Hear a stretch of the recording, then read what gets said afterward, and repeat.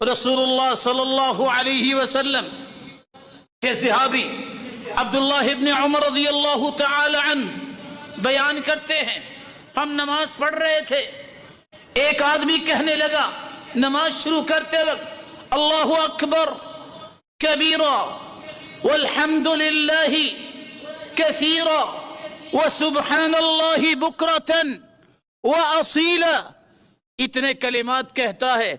अल्लाहु अकबर कबीरा वल्हम्दुलिल्लाहि कसीरा व सुब्हानल्लाहि बुकरतन व असीला, इतने कलिमात कहने के बाद जब अल्लाह के रसूल सलाम फेरा तो फरमाया, ये कौन सा खुशकिस्मत है जिसने ये कलिमात कह दिए। मैंने देखा कि आसमान के दरवाजे ही अल्लाह ने खोल दिए इन कलिमात के लिए। अल्लाहु अकबर कबीरा वल्हम्दुलिल्लाहि कसीरा व सुब्हानल्लाहि बुकरतन व असीला।